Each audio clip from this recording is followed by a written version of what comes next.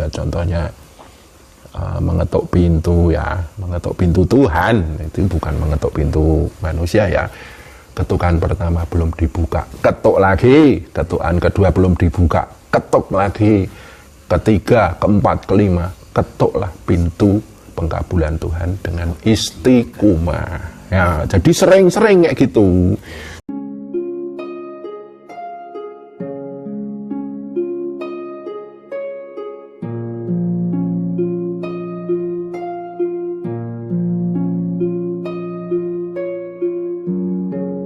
Ya. Gimana sih caranya kita tuh berdoa biar cepat terkabul?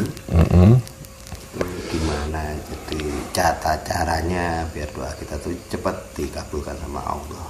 Oke, dari pertanyaannya itu saja kita bisa mengambil satu i'tibar bahwa dari awal kalau kita berdoa diniati bagaimana cepat terkabul, itu pun sudah cacat doa kita.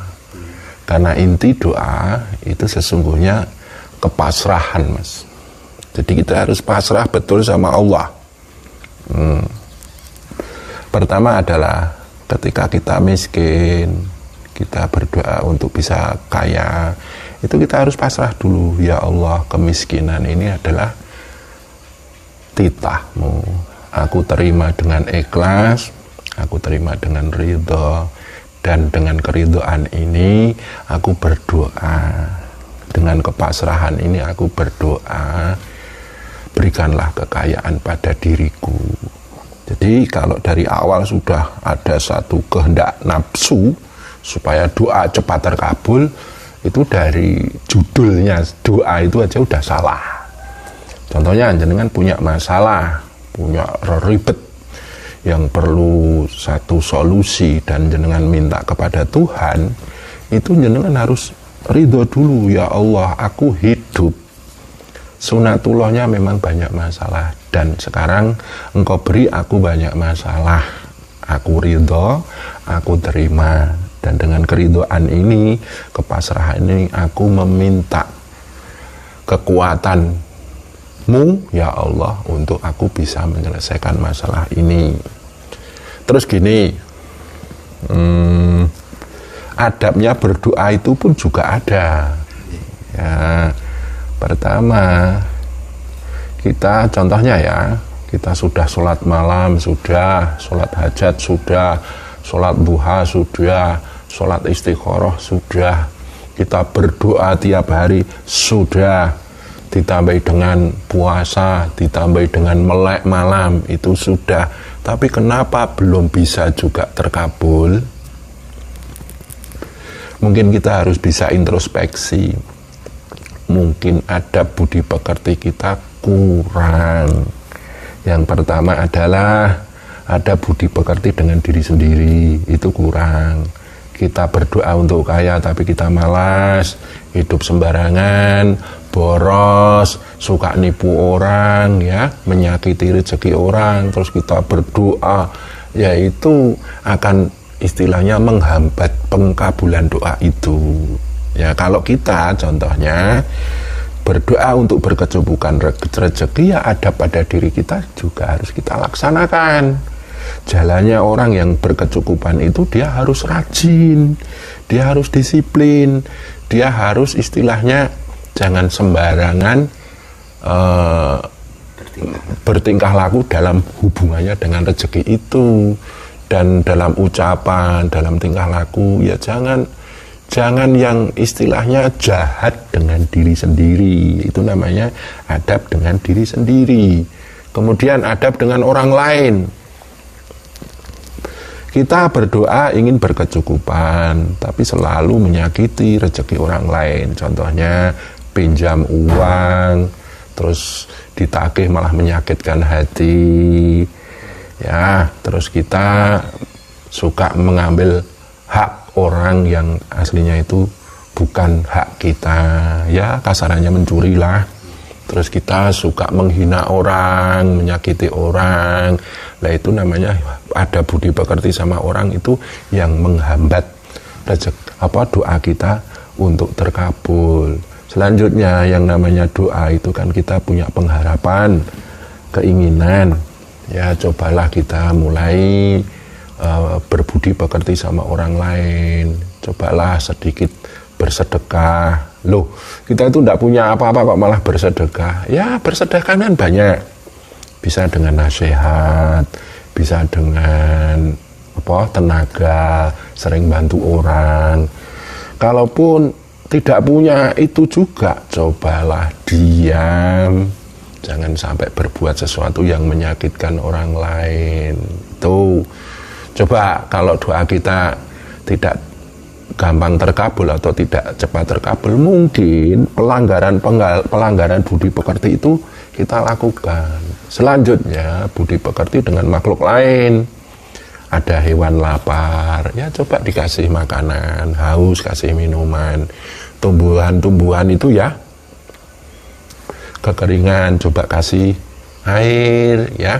Karena tumbuhan juga menginginkan satu rezeki, yaitu air. Cobalah kamu kasih. Itu, jadi budi pekerti sama makhluk lain itu pun harus kita jaga. Terus ada makhluk-makhluk gaib, cobalah doakan. Leluhur jenengan kan sekarang sudah masuk ke alam gaib, cobalah doakan mereka. Itu semua ada bukti pekerti itu akan mendukung pengkabulan panjenengan. Terus selanjutnya adalah ada budi pekerti sama alam semesta ini. Nah, ini yang sering kita langgar. Contohnya hujan. Wah, hujan ya. Hujan terus panas. Wah, kok panas terus ya. Itu juga istilahnya menggerutu dengan alam, itu nggak bagus. Itu ada budi pekerti dengan alam, coba kita istilahnya kita tegakkan. Sesungguhnya Allah itu menurunkan hujan itu kan memberi rezeki kepada manusia. Allah menggerakkan angin itu juga memberi rezeki kepada manusia.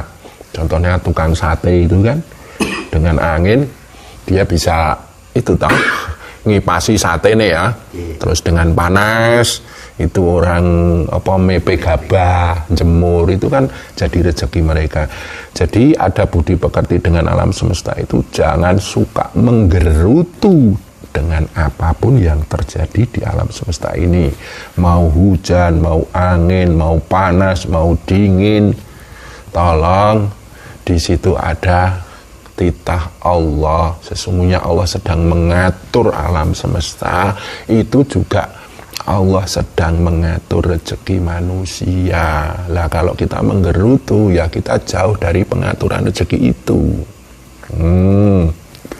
Terus selanjutnya yang namanya doa itu tadi, yang jelas mungkin ya doa kita gunakan untuk gigi mongso, ya, kemudu-mudu istilah Jawanya. Jadi dengan doa kita itu seakan-akan kita memaksa Allah untuk mengkabulkan.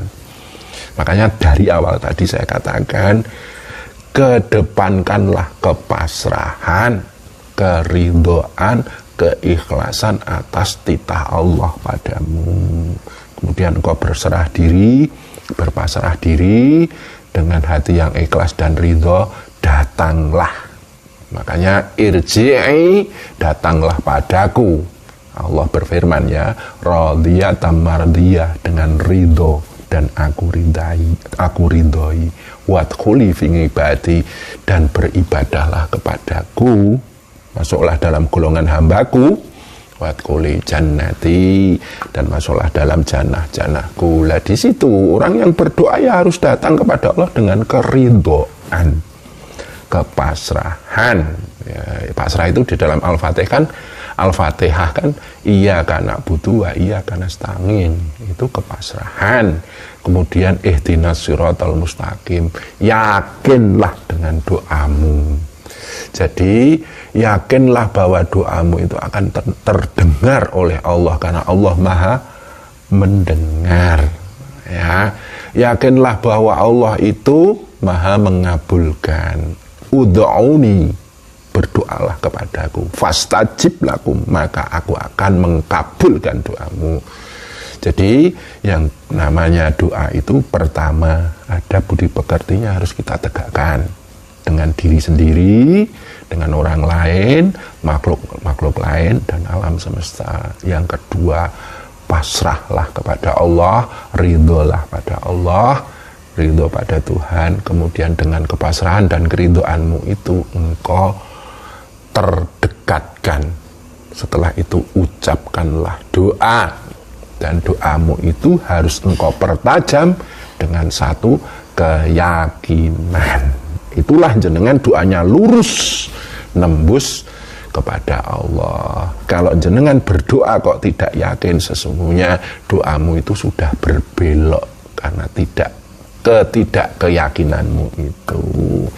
Ini kita di doa itu yang jelas kepasrahan, keyakinan, budi pekerti, dan yang terakhir, yang selanjutnya bukan yang terakhir ya, karena banyak ya unsur-unsurnya. Jenengan kudu istiqomah. Ya doa itu ya harus berulang-ulang, seperti ya contohnya mengetuk pintu ya, mengetuk pintu Tuhan, itu bukan mengetuk pintu manusia ya.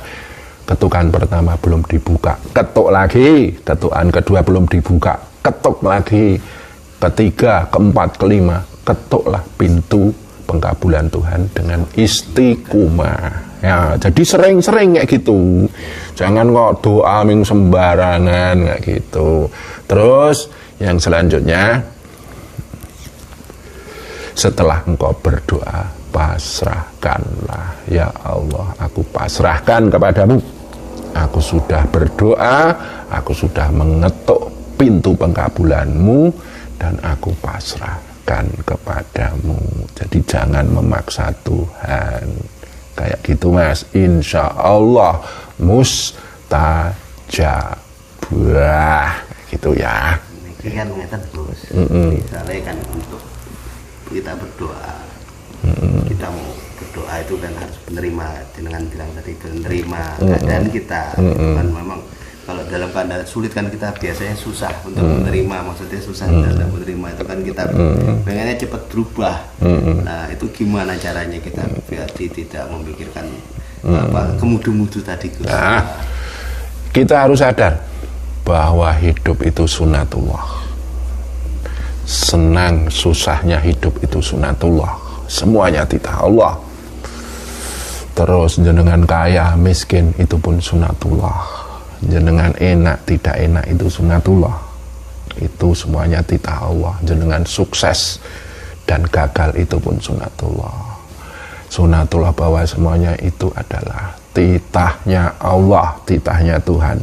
Maka sadari itu, sebutlah namanya Allah, Allah, Allah, Allah. Dengan zikirmu ini sampean tenang. Setelah tenang jangan bangun keridhaan, bangun kepasrahan. Kemudian setelah engkau menyebut asma Allah yang mentitahkan baik buruknya nasibmu tadi, puja-pujilah, subhanallah, engkau maha suci ya Allah, walaupun engkau mentitahkan kemiskinan padaku, kekurangan kepadaku, masalah kepadaku.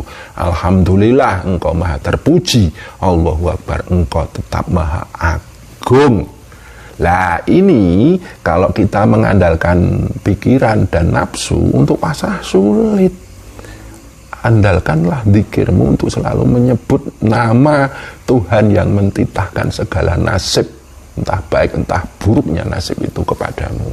Setelah itu masuklah alam puja-puji, maha suci, maha mulia, maha terpuji, maha agung. Sebutlah terus dalam setiap hari dengan zikir mengucap lafaz Tuhan ini, lafaz tauhid ini, engkau akan ditenangkan. Yang kedua, engkau secara alami akan didekatkan. Kalau engkau sudah dekat dengan Allah, otomatis pengkabulan itu akan terdorong lagi dengan kedekatanmu pada Tuhan. Tapi kalau engkau menggerutu dengan nasibmu, ini kebalikannya ya, makanya Allah mengatakan, Allah berfirman, la in syakartum la azidannakum. Apabila engkau bersyukur akan aku tambah nikmatmu. Kalau engkau kufur wala in kafartum inna adzabillahi syadid. Janganlah engkau kufur kepada Allah atas nasib-nasib yang terjadi pada dirimu. Jadi dengan zikir ini, dengan puja-puji ini, sampean sudah menghadapi nasibmu itu dengan ketakwaan. Ya, wa may yattaqillaha yaj'al lahu makhrajan wa yarzuqhu min haitsu la yahtasib. Orang yang bertakwa pada Allah dengan segala keadaan nasibnya, maka Allah akan memberi jalan keluar dan akan diberi rezeki yang tidak dinyana-nyana. Dan doa itu harus dengan kepasrahan tadi, sebab barang siapa berserah diri sama Allah, maka dia dalam jaminan Tuhan. Wa may yatawakkal 'alallah fahuwa hasbuh. Barang siapa bertawakal sama Allah, maka dia dalam jaminan Tuhan. Jadi jangan mengandalkan pikiran dan nafsu. Tidak bisa pikiran dan nafsu, karena nafsu itu selalu menuntut segeralah ini selesai. Pikiran mesti gimana toh caranya cepat selesai. Nah, kalau untuk memasrahkan diri, yaitu syahadat tadi, menyaksikan Allah, kemudian menyebut nama Allah. Terima semua keadaan kita ya. Jadi ada satu lagi terus. Ada tidak waktu-waktu yang mustajab, waktu-waktu yang spesial untuk kita berdoa? Waktu yang spesial adalah di pagi hari, dari jam 5 pagi sampai kira-kira jam 9. Makanya Nabi mengajarkan sholat duha ya. Coba kalau di pagi hari sampean mendengar ya, ayam berkokok, burung-burung berkicau, tumbuhan-tumbuhan berembun. Ya, di situ mulai ada kesibukan-kesibukan di alam semesta ini. Itu artinya Allah sedang menyebar rezeki di pagi itu. Ya, itu gunakanlah untuk berdoa. Yang kedua adalah sepertiga malam yang terakhir. Contohnya adalah jam 2 ke atas ya, sampai subuh. Karena apa? Karena jam 2 ke atas itu manusia tidur semua. Otomatis energi pengkabulan doa itu lebih kuat. Ketika orang-orang tidur, sampean duduk dan menegakkan sujud kepada Tuhan dengan sholat malam atau sujud malam, lah disitulah energi banyak yang sampean serap. Itu kasarannya seperti itu. Kemudian pengkabulan doa yang bagus yaitu antara adzan dan iqamah. Mamanya sampean di masjid, dengar adzan, sampean sudah di masjid, sambil nunggu qomat, itu sampean berdoa, itu ada pengkabulan doa. Terus dalam Al-Fatihah ya, kan ada lafaz iyyaka na'budu wa iyyaka nasta'in, hanya kepadamulah aku menyembah dan hanya kepadamulah aku mohon pertolongan. Setelah itu bacalah doa apa yang kau minta. Ya di Al-Fatihah kan Bismillahirrahmanirrahim, alhamdulillahirabbil alamin, arrahmanirrahim, maliki yaumiddin, iyyaka na'budu wa iyyaka nasta'in. Itu sampai rasakan dan jiwai, hanya kepadamulah aku menyembah dan hanya kepadamulah aku mohon pertolongan. Lafadzkanlah doa di situ dalam hatimu. Setelah itu sambunglah ihdinas siratal mustaqim siratal ladzina an'amta 'alaihim ghairil maghdubi 'alaihim waladdallin. Amin. Itu terus banyak sekali waktu-waktu mustajabahnya doa. Tapi sifat-sifat mustajabahnya doa itu pun ada. Ketika engkau banyak menolong makhluk lain, contohnya memberi makan memberi makan hewan yang lapar, membantu orang lain, memberi air minum kepada tumbuhan-tumbuhan yang kekeringan, atau jenengan habis mendoakan orang tua, habis istilahnya menyayangi keluarga, anak istri, cobalah elus anakmu dengan kasih sayangmu. Ya, berdoalah di situ dengan kekuatan cinta pada makhluk Tuhan. Berdoalah. Ya, ini prakteknya gini ya.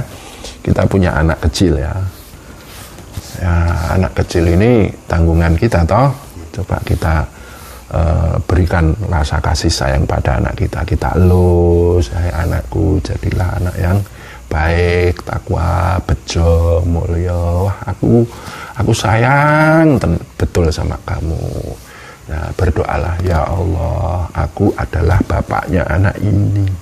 Berilah aku rezeki untuk bisa aku lebih menyayangi anak ini. Nah, itu banyak sekali jalan-jalan doa untuk sampai bisa terkabul doanya itu. Nah, makanya dari awal tadi saya bilang, mungkin ketika kita berdoa ya secara egoisme itu malah justru melutak ya, bukannya kita istilahnya punya ada budi pekerti sama diri sendiri, makhluk lain, alam semesta, dan budi pekerti sama Tuhan, itu kurang. Nah, itulah yang membuat kita doanya sulit terkabul kayak gitu, Mas. Jadi kita harus pandai-pandai menggunakan kesempatan. Maksudnya kesempatan itu dalam arti kita tidak menggunakan hawa nafsu kita untuk berdoa, tapi menggunakan kesempatan dalam setiap kehidupan kita untuk masuk berdoa gitu ya. Iya. Jadi yang namanya doa itu jenengan harus bisa menundukkan hawa nafsumu sendiri, mendoakan angan-anganmu sendiri, kemudian bangkitkanlah rasa welas asihmu sama orang lain, makhluk lain, alam semesta, keluargamu. Bangkitkanlah rasa sayangmu, bangkitkanlah rasa welas asihmu sama yang lainnya. Itu menunjukkan ketakwaan panjenengan. Kalau jenengan udah takwa, ya janji Allah, barang siapa bertakwa pasti diberi jalan keluar. Dan istiqomahlah, faman jahadu fina lanahdiyannahum subulana. Barang siapa yang bersungguh-sungguh ya menuju Allah, mesti akan dikasih jalan keluarnya. Tidak menutup kemungkinan dalam hal doa itu tadi. Faman jahadu fi doa, dalam barang siapa yang bersungguh-sungguh dalam berdoa, ya mesti akan lanahdiyannahum subulana, maka akan dikasih jalan pengkabulan doa itu. Jadi doa itu jangan malah jenengan bludak ya, bludak nafsunya, bludak angan-angannya. Nah, ini hubungannya dengan sholat ya, Mas. Contohnya kita sholat duha, katanya kan itu sholat untuk membuka pintu rezeki kita, malah justru yang bludak keinginannya atas rezeki. Jangan. Kita harus sadar bahwa rezeki kita itu adalah sunatullah, dan yang menguasai rezeki itu Allah yang maha kaya, yang maha memberi rezeki. Pasrahkanlah daya nafsumu, daya pikir, daya rasa, daya karsa, daya hidupmu pada Allah yang maha memberi rezeki. Ketika jenengan sholat hajat, jangan justru hajatmu meludak karena ulah nafsu dan pikiranmu. Tundukkanlah nafsu dan pikiranmu, daya hidup dan daya kekuatanmu pada Allah yang maha menguasai hajat. Ya Allah, aku adalah manusia yang banyak hajat, Engkaulah yang maha mengabulkan hajat-hajat manusia. Aku ridho dengan semua ini dan aku pasrahkan padamu yang menguasai atas hajat-hajatku, entah itu terkabul atau tidak. Barulah sampai berdoa seperti itu, ya. Nuwun Sofi atas pencerahan pun.